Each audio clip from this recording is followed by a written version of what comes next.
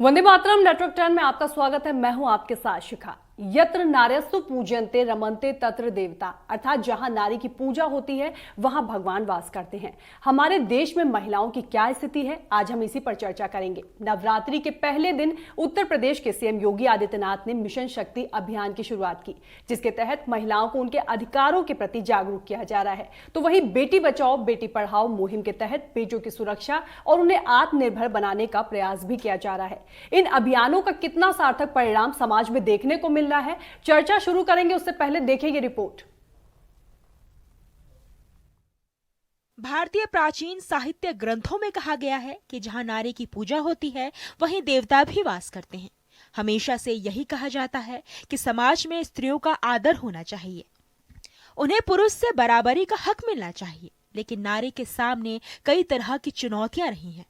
समाज में नारी कई मोर्चों पर अपने लिए लड़ती रही, उसके साथ कहीं ना कहीं भेदभाव हुआ है। परिवार और समाज में वह हर स्तर पर जुल्म सहती आई है। इसके बावजूद भारतीय नारी है जिसने हर परिस्थितियों में अपना संघर्ष किया है। बदले हालातों में वह शिक्षा, प्रशासन, राजनीति, कारोबार, खेल हर क्षेत्र में आगे रहकर अपनी उपस्थिति का एहसास करा रही हैं। समाज का कोई क्षेत्र ऐसा नहीं जहां नारी बुलंदी नहीं छू रही हो।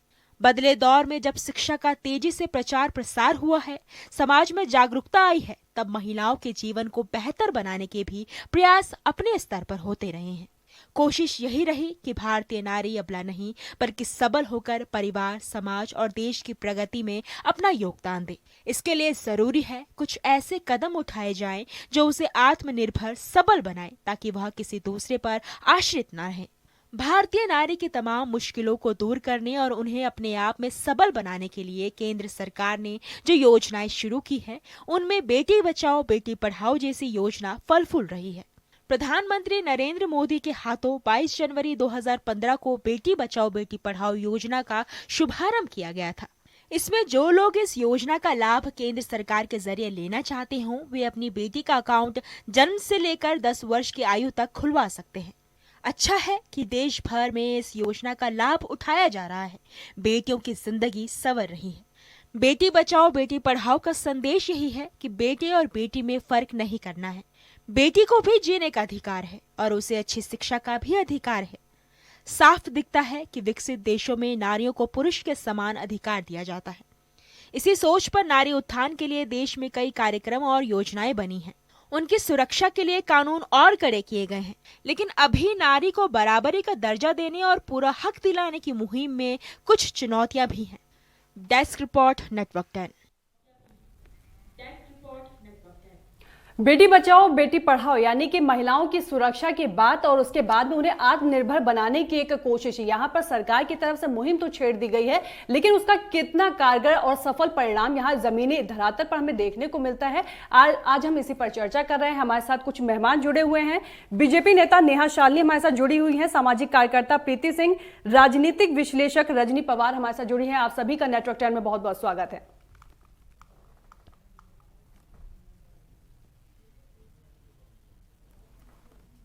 जी नेहा शालिनी जी, सबसे पहले मैं आपके पास आऊंगी, आपसे जानूंगी जिस तरह से बेटी बचाओ बेटी पढ़ाओ एक मुहिम की शुरुआत की गई, इसके बाद अभी जो मौजूदा हालात है इन्हें देखते हुए आपको क्या लग रहा है, कितना सफल रहा है ये मुहिम?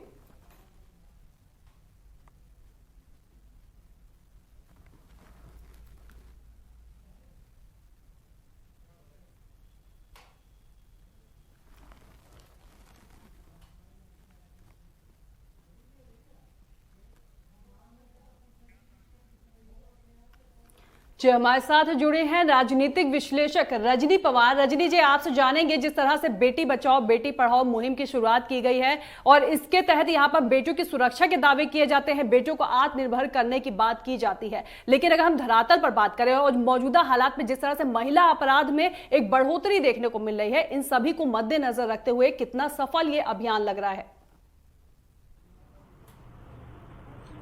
देखिए ये योजना तो बहुत अच्छी रही है। सरकार जब इसको 2015 में जब इसको लागू किया था, तो सबसे पहले इसको हरियाणा जैसे राज्य में लागू किया गया था, जिसके पीछे मेन उद्देश्य ही यही था कि हरियाणा के अंदर एक ऐसी, हालांकि वो बहुत संपन्न राज्य है, लेकिन फिर भी वहाँ पे जो लड़कियों का अनुपात था वो बहुत ही कम था तो वहाँ से इन्होंने इसका जब लागू किया तो उसका एक बहुत अच्छे परिणाम भी वहाँ पे देखने को मिले हैं। लेकिन जो मेन बात है अभी इसका मुद्दा ये है कि सिर्फ किसी योजना को ला करके एक राजनीतिक रूप से मतलब अगर इसको देखा जाए तो सिर्फ किसी योजना को लाना या बनाना ही काफी नहीं होता, बल्कि अगर हमें उसके पीछे की ऐसे क्या कारण है कि क्यों नहीं इतनी योजनाएं सरकार हर सरकार आप देखें कई तरह की योजनाएं लेकर के आती हैं। बेटी पढ़ाओ बेटी बचाओ एक बहुत अच्छी योजना है। उसी तरह आप देखें पहले बहुत सारी स्कीम्स आई हैं, लेकिन उसके बावजूद भी आप देखें कि स्कूलों में जो लड़कियों का आज भी जो शिक्षा का अनुपात है वो काफी कम है। और क्यों जो पहले प्राथमिक लेवल पे अगर आप देखें जहाँ अगर ये अनुपात लड़कों के बजाय 95% आता है, तो वहीं माध्यमिक शिक्षा में आते आते अनुपात घटता है। और उच्च शिक्षा में तो आप देखते हैं कि बहुत ही कम लड़कियां हैं जो आज भी उच्च शिक्षा को प्राप्त कर पा रही हैं। तो सरकार को सबसे पहले मुझे ये लगता है कि उनको यहाँ पे इसका निदान करना बहुत जरूरी है कि वो क्या कारण है कि जिनकी वजह से माता पिता इतना सब कुछ होने के बावजूद भी अपनी लड़कियों को स्कूल नहीं भेजना चाह रहे। तो वो जो अगर आप वहाँ देखते हैं तो बेटी पढ़ाओ के साथ साथ जो बेटी बचाओ वाला बिल्कुल रजनी जी, और जब बेटी बचाओ बेटी पढ़ाओ जैसी मुहिम को यहाँ पर छेड़ा गया है तो वहाँ पर एक विश्लेषण बहुत जरूरी है कि वो आंकड़े प्राप्त करना जरूरी है कि जिस लक्ष्य को प्राप्त करने के लिए यहाँ पर हमने मुहिम छेड़ी है, क्या वो उस लक्ष्य को हम प्राप्त कर पा रहे हैं या नहीं। देखिए उस लक्ष्य को प्राप्त करना अभी बहुत दूर की कौड़ी मुझे अभी भी नजर आ रही है। मैं बहुत फ्रैंकली आपको एक बात बोलना चाहूंगी कि ये जब तक हमारी बच्चियां जो है सुरक्षित नहीं होंगी, जब तक माता पिता उनको ऐसा माहौल नहीं मिलेगा कि घर से स्कूल तक विद्यालय तक जाते हुए वो अपने आप को सेफ महसूस करें, या अगर उन्हें कोई परेशानी है तो वो अपने घर में आकर बेफिक्र होकर के अपने माता पिता से उसको डिस्कस कर पाए, उन्हें बता पाए, और परिवार से उनको योगदान मिलना पूरी तरीके से, ना कि सिर्फ उनको स्कूलों में भेजना काफी है, बल्कि उनको एक सुरक्षा, चाहे वो पारिवारिक तौर पर हो या वो बाहर उनको सड़कों पे या स्कूल जाते समय या बाहर नौकरी के समय में उनको सुरक्षा हो। तो एक प्लान मुझे लगता है कि जो सबसे ज्यादा जो कमी इसमें नजर आती है वो है कि हमारे पास हमने बेटी पढ़ाओ का अभियान तो छेड़ दिया, लेकिन हमने बेटी को पढ़ाने के लिए उसके आगे क्या प्लान है। आप देखिए अगर आपके घर में एक लड़का पैदा होता है तो उसके पैदा होते के साथ ही माँ बाप जो है ये सपने देखना शुरू कर देते हैं कि मैं अपने बेटे को इंजीनियर बनाऊंगा, मैं उसको स्पोर्ट्समैन बनाऊंगा, उसको डॉक्टर बनाऊंगा। लेकिन जब एक बेटी को आप स्कूल भेजते हो तो आपके पास उसकी पढ़ाई के अलावा उसके पास कोई ऐसी शिक्षा नहीं होती, मतलब कोई ऐसा प्लान आपके पास नहीं होता है कि आपने कुछ भी नहीं सोचा होता कि आप इसको पढ़ाने के बाद आप आगे बढ़ाएंगे क्या। तो जब तक पढ़ाई के बाद क्या का सॉल्यूशन नहीं निकलेगा, मुझे लगता है कि ये बेटियों को पढ़ाने में माँ बाप की जो रुचि है वो उतनी नहीं बढ़ पाएगी, क्योंकि उनको ये नहीं लगता। आज भी आप देखें, मैं कहूँगी 90% से ज्यादा परिवारों में आज भी यही माना जाता है कि बेटी को पढ़ने के बाद जो है उनको कभी भी ये नहीं लगता कि हमने इसको नौकरी करानी है या हमें किसी तरीके से आर्थिक सुरक्षा देगी। उनको ये लगता है कि यार कितना भी भाई इसको पढ़ा लो, उसके बाद इसकी शादी करना ही उनका एकमात्र लक्ष्य रह जाता है। तो जब शादी, तो जहाँ पे जब आपकी मानसिकता ही बिल्कुल एक सोच की कमी यहाँ पर जरूर देखने को मिलती है, क्योंकि अगर कोई योजना बनाई जाती है, कोई अभियान यहाँ पर छेड़ा जाता है तो उसमें सबसे पहले एक बेटी, एक बच्ची का जो समाज होता है वो सबसे पहले उसके घर से होता है, उसका परिवार ही उसका समाज होता है, और जैसी वो शिक्षा और जैसा वो माहौल पाती है उसी में ढल जाती है। ऐसे में परिवार की सोच भी कितना मायने रखती है और परिवार की क्या भूमिका होनी चाहिए बच्चियों को आत्मनिर्भर बनाने के लिए। बिल्कुल, मैं इसमें यही कहना चाहूंगी कि हमें सबसे पहले सिर्फ ये योजना जो हम ला रहे हैं उनके साथ साथ हमको ऐसा माहौल, हमें उनके जो परिवार हैं उनको भी हमको एक इस तरीके का माहौल हमें बताना चाहिए, उनको उनमें वो अवेयरनेस लानी चाहिए ताकि वो अपनी बच्चियों को पढ़ाने के लिए और मतलब उतना वो सोच पाएंगे उसको पढ़ाने के साथ साथ उनको किस तरीके से आगे उनको लेकर के जाना है, ना सिर्फ पढ़ाई के बाद उसके बाद उनको चाहे वो रोजगार लेकर के है उनको, बल्कि मुझे यही लगता है कि हमें स्कूलों में जो सबसे पहले जो देखना पड़ेगा सरकार को, वो उनको सुरक्षा का जो एक माहौल है उसको बढ़ाने के लिए उनको जरूरी है कि बच्चों को, लड़कियों को खास करके कि प्राइमरी स्टार्ट क्लासेस से ही उनको जो है सेल्फ डिफेंस की ट्रेनिंग देना बहुत जरूरी मुझे लगता है। हेलो, बिल्कुल रजनी जी, जैसा कि आपने कहा है कि यहाँ पर योजनाएं बनाई जाती हैं, अभियान शुरू किए जाते हैं, लेकिन कहीं ना कहीं एक विश्लेषण की कमी जरूर रह जाती है। तो दूसरी तरफ परिवार की भी एक अहम भूमिका होती है, परिवार को भी अपनी सोच बदलने की जरूरत है। हम रुक करेंगे, बीजेपी नेता हमारे साथ नेहा शालिनी जी जुड़ी हुई है। जी नेहा जी, आपसे जानेंगे जिस तरह से यहाँ पर रजनी जी का यहाँ पर कहना है कि यहाँ पर योजनाएं शुरू की गई है, बेटी बचाओ बेटी पढ़ाओ की मुहिम शुरू की गई है, मिशन शक्ति का भी आगाज हो गया है, लेकिन कहीं ना कहीं धरातल पर वो व्यवस्थाएं देखने को नहीं मिलती हैं। जिस तरह से जो विकास के दावे किए जाते हैं, महिलाओं को आगे बढ़ाने की बात की जाती है, उतना सफल परिणाम धरातल पर नजर नहीं आता।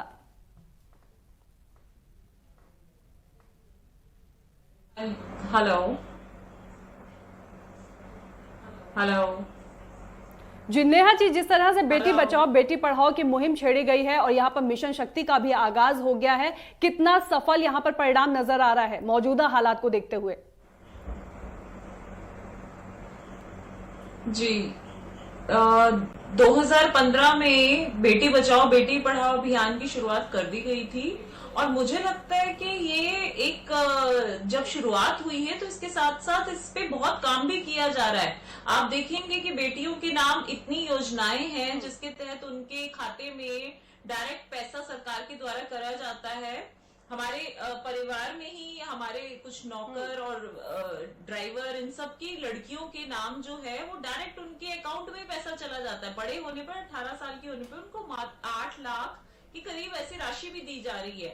तो मुझे लगता है कि इससे पहले कि किसी सरकार ने इतने अच्छे कदम जो हैं कि बेटियों के जो पढ़ाई का खर्चा है एटलीस्ट और या शादी का खर्चा और एक नीचे के परिवार में नीचे वर्ग न्यूनतम वर्ग के लोगों में 7-8 लाख रुपया बहुत मायने रखता है। तो मुझे लगता है ये बहुत बिल्कुल नेहा जी, लेकिन यहाँ पर ये भी सवाल उठता है कि आखिर केवल बच्चों को पढ़ा देना या उनकी शादी का खर्चा उठाना केवल जिम्मेदारी यहाँ पर खत्म नहीं हो जाती है, क्योंकि एक जो माहौल महिलाओं को मिलना चाहिए वो माहौल यहाँ पर नहीं मिल रहा है। एनसीआरबी की अगर रिपोर्ट माने तो महिला अपराधों में सबसे ज्यादा इजाफा देखने को उत्तर प्रदेश में ही मिला है। नहीं, आप अगर ये सर्वे का देखें तो ये जो महिलाओं के साथ जो गलत काम है उन वारदातों को राजस्थान सरकार में मतलब राजस्थान में इस पे बहुत बढ़ोतरी हुई है। मैं ये नहीं कह रही कि बाकी प्रदेशों में नहीं है या उत्तर प्रदेश में बिल्कुल ऐसा नहीं है, औरतों के साथ अच्छा व्यवहार किया जाता है। ये एक ऐसी मानसिकता है जो हमें घर से बदलाव की बहुत जरूरत है। सरकार इसमें अपना योगदान भरपूर दे रही है। महिलाओं को आज ऊंचे पदों पर जैसे हम ही है, मैं बेटी बचाओ संयोजिका के साथ साथ मैं पूरा जहां तक हो सकता है बच्चों की पढ़ाई के साथ साथ अगर कोई कंप्लेंट भी आती है, अभी डोमेस्टिक वायलेंस की ही कुछ कंप्लेंट्स आती हैं, तो हम डायरेक्ट पुलिस से अप्रोच करके कि आप चाहे कितना बड़ा ही, अभी एक पीछे कर्नल का मामला आया था तो उस मामले में मैंने सबसे पहले फोन करके एसएचओ को बोला कि आप कंप्लेंट ले क्यों ले रहे हैं कंप्लेनेंट की। तो ये एक बात है कि भाजपा कभी किसी औहदे को देखकर किसी की वो नहीं करता कि कोई किसी भी औहदे पे, लेकिन उसने अगर औरत के साथ बदतमीजी करी बिल्कुल आपने जैसे कहा कि आपको एक मामले में इंटरप्ट करना पड़ा क्योंकि वहां पर न्याय नहीं मिल रहा था, और ये सबसे मुख्य जो एक जड़ कहेंगे कि महिला अपराध जो बढ़ते जा रहे हैं, ये एक मुख्य सवाल यहाँ पर उठता है क्योंकि प्रशासन जो हमारा सिस्टम है वो मजबूर कर देता है, क्योंकि यहाँ पर या तो पीड़िता अपनी पूरी तरह से उम्मीद खत्म कर देती है कि उसे न्याय नहीं मिलेगा, क्योंकि यहाँ पर सिस्टम की लापरवाही साफ तौर पर नजर आती है। जैसा आपने अभी खुद कहा है कि आपको खुद बोलना पड़ा है कि यहाँ पर आखिर कार्रवाई क्यों नहीं हो रही है, और ऐसे तमाम मामले सामने आते हैं, टीवी पर हजारों खबरें सामने आती है, मीडिया में ऐसी खबरें रोज आती हैं कि यहाँ पर लोगों की सुनवाई नहीं होती है। महिला अपराध बढ़ते जा रहे हैं लेकिन यहाँ पर सुनवाई नहीं होती है, सिस्टम की लापरवाही देखने को मिलती है। कब तक आखिर इस तरीके से चलेगा?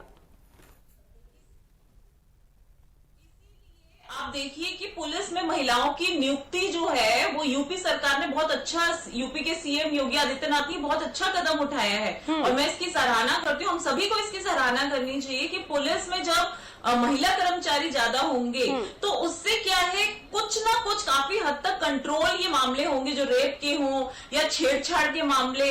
इसमें क्या है कि एक महिला जो होके, एक औरत या लड़की होके जो औरत का दर्द समझ सकती है, बात समझ सकती है, कई बार कंप्लेनेंट जो है वो पुरुषों के सामने खुल के बातें नहीं बता पाती। हम लोगों को जैसे हम जाए तो कभी सामाजिक कार्यकर्ता को, कभी बेटी बचाओ की संयोजिका होने के नाते हमें वो बातें वो पुलिस अफसर जो एक पुरुष है उसको नहीं बता पाती। तो यहाँ मुझे लगता है कि जो बहुत सराहनीय कदम है जो योगी आदित्यनाथ जी ने उठाया है कि महिला पुलिस की कर्मचारी को ज्यादा से ज्यादा नियुक्तियों, और यही मैं दिल्ली सरकार से भी एक्सपेक्ट करती हूँ कि दिल्ली में भी महिला कर्मचारियों की पुलिस में ज्यादा से ज्यादा नियुक्ति हो, जिससे कि अपराध जो है वो काफी हद तक कंट्रोल किए जा सकते हैं। दूसरा, लड़कियों को, महिलाओं को खुल के बोलने की जो अधिकार है वो हर जगह होना चाहिए। पुलिस थाने में जब कोई महिला जाती है तो पुरुषों द्वारा ऐसे सवाल किए जाते हैं, मुझे नहीं लगता वो जायज सवाल है, तो कहीं ना कहीं इसके लिए महिलाएं होंगी तो वैसे सवाल जो है महिलाएं अगर करेंगी तो महिला खुल के उन पे जवाब दे सकती है। तो ये एक सराहनीय कदम जो है सरकार द्वारा उठाया जी बिल्कुल है, हमारे साथ सामाजिक कार्यकर्ता प्रीति सिंह भी जुड़ी हुई है। जी प्रीति, आपसे जानेंगे, जिस तरह से यहाँ पर अभी हमने बीजेपी नेता से अभी यहाँ पर सवाल किया है और उनसे जब बेटी बचाओ बेटी पढ़ाओ के बारे में बात की है और एनसीआरबी की जब ने रिपोर्ट यहाँ पर रखी है कि सबसे ज्यादा जो महिला अपराध है उसका जो आंकड़ा है उत्तर प्रदेश में सबसे ज्यादा, तो उन्होंने सीधा राजस्थान का यहाँ पर जिक्र किया कि वहां पर भी रेप के मामले सबसे ज्यादा पाए जाते हैं। तो एक यहाँ पर साफ तौर पर नजर आता है कि जब कोई महिला अपराध होता है या रेप की खबरें सामने आती हैं तो कहीं ना कहीं एक संवेदनहीनता हर पार्टी की तरफ से नजर आती है और रेप जैसे मामलों पर भी एक घिनौनी राजनीति की जाती है। क्या कुछ कहेंगे आप? बिल्कुल, देखिए मैं आपकी बात से बिल्कुल सहमत हूँ और ये एक ऐसा मुद्दा है जिस पर सभी सरकारें कुछ ना कुछ ऐसा करती है कि हमारा उनके ऊपर से विश्वास उठ जाता है। और जैसे कि मैडम ने कहा कि राजस्थान में सबसे ज्यादा केस जो है वो महिलाओं के प्रति देखने के लिए, मैं इस बात से, क्योंकि यूपी में जो अपराध का आंकड़ा है वो यहाँ पर इसकी ना है की ना कहीं हमारे समाज के लोगों के दिमाग में भी ये बात है और आपको उस भावना को दिमाग से निकालना होगा। और एक समाज के तौर पर मैं ये भी कहूंगी कि अगर आप अपने घर के लड़कों को संस्कारी करते हैं ना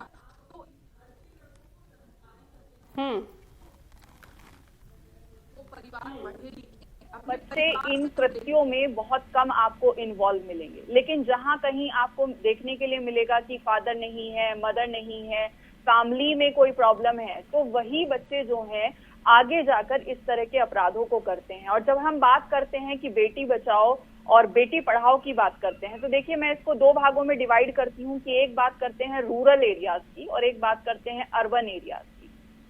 अर्बन एरियाज में शिक्षा का स्तर फिर भी बहुत अच्छा है। यहाँ पर लड़कियां जो हैं वो मतलब उच्च शिक्षा तक जो है जाती हैं और टेक्निकल नॉलेज भी लेती हैं। यहाँ ये बात पर फर्क नहीं पड़ता कि लड़की शादी के बाद किसके लिए कमाएगी, जो कि रूरल एरियाज में लोगों की सोच है। रूरल एरियाज में अभी भी जरूरत है कि लड़कियों को पढ़ाया जाए। और देखिए मैं इस बात को कहने में कोई गुरेज नहीं महसूस करूंगी, क्योंकि महिला ही महिला की दुश्मन होती है। अक्सर आपने अपने घरों में भी, अपने आस पड़ोस में भी सुना होगा कि जब घर में बेटी पैदा होती है तो उसके पैदा होने पर कोई खुशी नहीं मनाई जाती, कोई लड्डू नहीं बांटे जाते। अरे बिल्कुल प्रीति, आपसे ये भी जानना चाहेंगे कि जो आज के हालात जो हैं, क्योंकि यहाँ पर एक असुरक्षा की भावना, चाहे वो अभिभावक हो, माता पिता हो और या फिर वो बेटी ही खुद ना हो, वो महिला ही क्यों ना हो, जो अकेले सड़क पर अगर निकलती है उसके मन में जो असुरक्षा का एक भाव होता है, शायद ये माहौल ऐसा है जिसकी वजह से बेटियों के प्रति एक अधिक जिम्मेदारी यहाँ पर देखने को मिलती है। और कहीं ना कहीं जो एक हम देखते हैं ना कि बेटियों को बोझ कहा जाता है, तो वो भी यहाँ पर कहीं ना कहीं ये माहौल भी जिम्मेदार नजर आता है। उसके लिए हम बेटियों को बोझ मानते हैं। पहली बार जब हम बेटी को घर से बाहर पढ़ने के लिए भेजते हैं तो हमें उसके लिए पूरे अरेंजमेंट्स करने होते हैं कि घर से कोई व्यक्ति उसको छोड़ने के लिए जाएगा, फिर छोड़ के लेकर आएगा। आज के टाइम में भागदौड़ भरी जिंदगी में किसी के पास इतना समय नहीं है, तो वो लोग ये सोचते हैं कि ठीक है बेटी घर में रहे, उसको 12th करा दिया आपने, बात खत्म हो गई। और रही बात बोझ समझने की, ये हमारी सोसाइटी में जब तक बोझ की बात रहेगी लड़कियों के ऊपर, जब तक कि ये डॉरी वाला सिस्टम खत्म नहीं होगा। अगर पुरानी कुछ रिकॉर्ड हम देखें तो उसमें हम पाते हैं कि जो दहेज के मामले हैं वो बहुत कम अब आने लगे हैं। अब उल्टे केसेस हो गए हैं कि लड़कियां केस कर देती हैं कि दहेज मांगा गया, जबकि अभी भी हमारी सोसाइटी में कहीं ना कहीं ये व्याप्त है कि दहेज मांगा जाता है और अगर आप नहीं देते हैं तो लड़की को वो परिवार नहीं मिल पाता है। ये फैक्ट्स हैं, अगर आप इनको ग्राउंड पर जाकर देखेंगे तो आपको अभी भी यही सच्चाई देखने के लिए मिलेगी। और रही बात सुरक्षा की, अगर आप अपनी बेटी को समझेंगे, बेटी को जानेंगे, जितना आप अपनी बेटी को समझाएंगे, उसको सेल्फ डिफेंस सिखाएंगे, उनकी बातों को सुनेंगे, तो वो भावनात्मक तौर पर मजबूत होगी। और जब बच्चा भावनात्मक तौर पर मजबूत होता है तो वो किसी से डरता नहीं है। जब लड़की घर से बाहर निकलती है,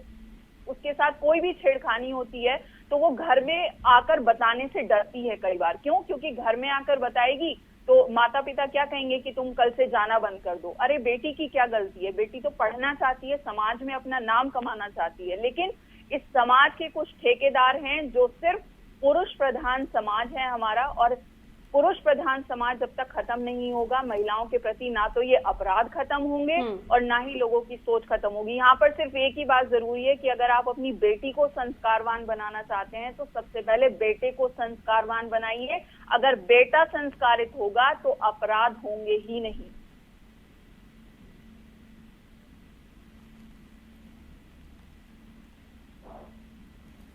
शिखा जी, क्या आप सुन पा रही हैं मुझे?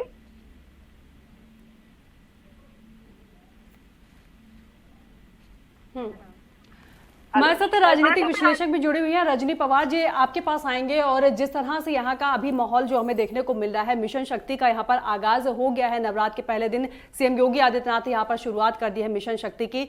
कितना ये कारगर साबित होगा, क्योंकि अभी जो हालात देखने को मिल रहे हैं यहाँ पर महिला अपराध में भी कोई कमी देखने को नहीं मिल रही है। हालांकि यहाँ पर इस अभियान की शुरुआत करने के बाद ये कहा जा रहा है कि महिलाओं को यहाँ पर जागरूक करने की कोशिश की जा रही है। कहीं ना कहीं जरूरत ये भी नजर आती है कि वो जो दरिंदे हैं, जो एक दूषित, जो समाज में एक दूषित सोच है, उन्हें भी एक डराने की, एक खौफ की जरूरत है यहाँ पर, कि कानून के प्रति उनके मन में भी खौफ हो। देखिए, यहाँ पे अभी अगर आप देखते हैं तो आज भी हमने देखा अभी निर्भया जैसा केस, जिसने पूरी दुनिया, मतलब देश का पूरा युवा जो है सड़कों पे आ गया था। लेकिन उसके बावजूद भी जो एक बहुत बड़ा मौका उस टाइम पे सरकार के हाथ में आया था कि एक डर का माहौल पैदा किया जाए, वो हमने मिस कर दिया। क्योंकि हमने देखा कि सब कुछ फास्ट ट्रैक कोर्ट पहली बार बना और इतना सब कुछ होने के बावजूद भी, इतने धरने प्रदर्शन के बावजूद भी उनको सजा देते देते सालों निकल गए। सेम इसी तरीके से आप देखिए, कई केस ऐसे होते हैं शिखा, जहाँ पे कि मतलब सिर्फ एक नहीं, कई, मतलब ये तो वो केसेस हैं जो मीडिया में आ जाते हैं, जिनके बारे में लोगों को पता चलता है। लेकिन ना जाने कितने केसेस ऐसे होते हैं जहाँ पे और भी मतलब और भी बुरी तरीके से केसेस होते हैं, लेकिन उनके पास कुछ भी नहीं हो पाता। तो यहाँ पे अगर हम देखें तो सबसे पहले जो मुझे लगता है सुरक्षा की भावना, जैसे कि अभी हम बात चल भी रही थी कि सिर्फ एक कानून बनाना ही काफी नहीं है, उन कानूनों को सख्ती के साथ जल्दी से जल्दी लागू करने की भी आवश्यकता पड़ती है, ताकि जो कानून का जो डर है वो लोगों के अंदर जब तक पूरी तरीके से आएगा नहीं, तब तक मुझे लगता है कि महिलाओं के प्रति जो ये अपराध है इनमें कमी नहीं आएगी।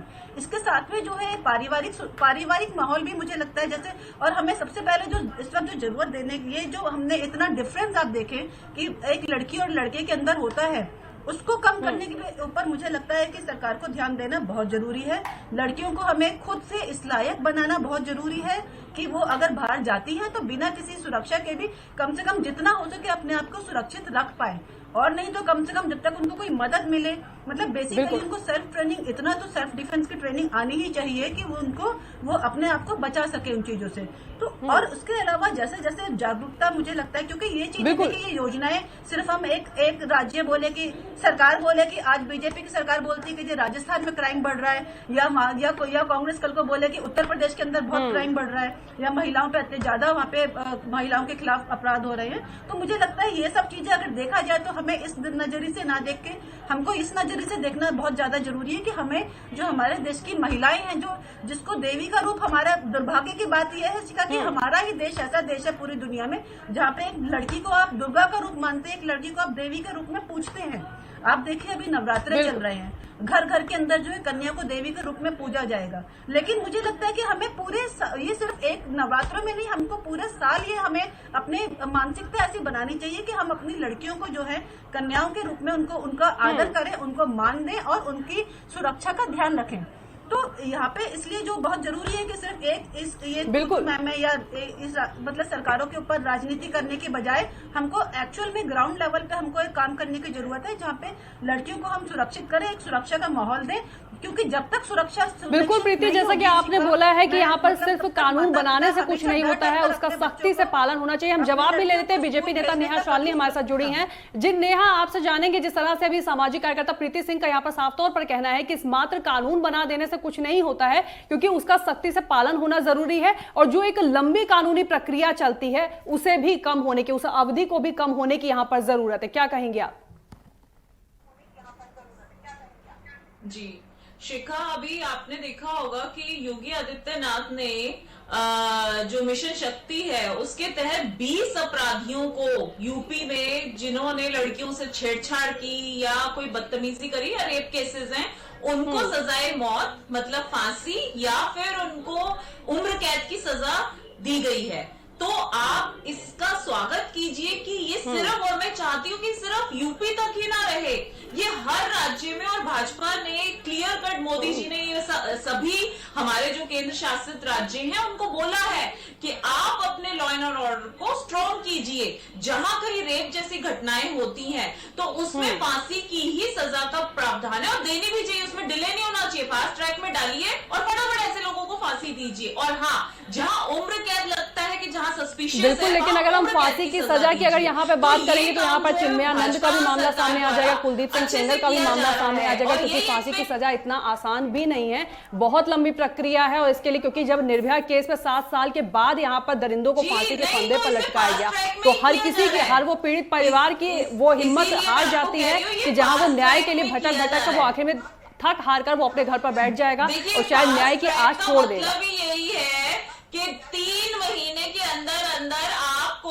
कोर्ट का फैसला मान्य होगा। तो फास्ट ट्रैक का रेप जैसे केसेस जो है वो प्रायोरिटी बेसिस पे लिए जाएंगे फास्ट ट्रैक कोर्ट में, और उसके लिए अलग कोर्ट्स बनाई जा रही हैं और बन भी गई है। यूपी में 2 कोर्ट बन के तैयार हो गई है फास्ट ट्रैक कोर्ट्स।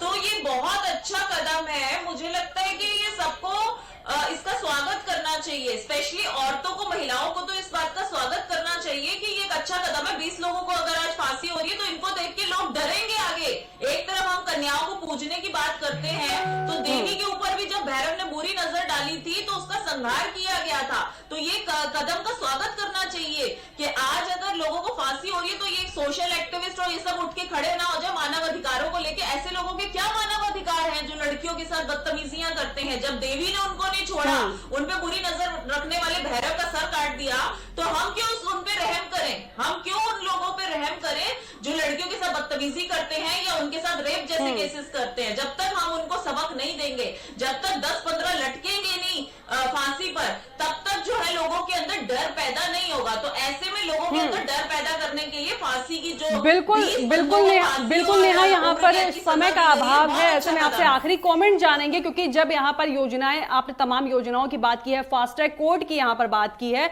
लेकिन बावजूद इसके अगर न्याय नहीं मिलता है तो किस तरह से आखिर विश्लेषण किया जाएगा, किस तरह से समाधान निकलेगा?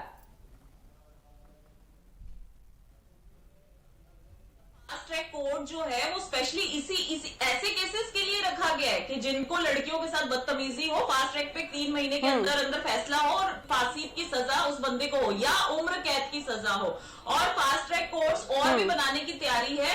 2 फास्ट ट्रैक कोर्ट्स जो है वो यूपी में बन चुकी हैं, और मैं वही कहती हूँ, अपील कर रही हूँ कि हर राज्य में ऐसी कोर्ट्स हो, ऐसे मुकदमों को प्रायोरिटी बेसिस पे रखा जाए जहां पर रेप जैसे संगीन मामले, ताकि आजकल जो है रेप करके लड़कियों को मार दिया जाता है और ब्रूटली मारते हैं, बुरी तरह से उनको मारा जाता है। तो ये उनके अंदर खौफ पैदा हो और लड़कियों को के साथ रेप ना करें, और एटलीस्ट मारे तो बिल्कुल नहीं। ये ना सोचे मारने के बाद वो बच जाएंगे, मतलब कि सबूत ही नहीं रहेगा तो बच जाएंगे। ये जो डर है, इसके बाद फास्ट ट्रैक से मौत मिलने के डर से लोग ऐसी संगीन जो जुर्म है वो करने से 100 बार पहले जी नेहा, यहाँ पर सीएम योगी ने यह भी कहा हुआ है कि जो भी आरोपी हैं, जो भी इस तरीके के दरिंदे हैं, उन पर नकेल कसी जाएगी। क्या लग रहा है, ये असल में देखने को मिलेगा, इसका सफल परिणाम देखने को मिलेगा? बिल्कुल, मैं वही तो कह रही हूँ कि अभी जैसे आपने देखा 20 केसेस को मैं आपको बता ही रही हूँ, उसमें उम्र कैद और फांसी दोनों की सजा है। इससे जो है काफी हद तक डर तो होगा, और नहीं होगा तो हम और करा देंगे।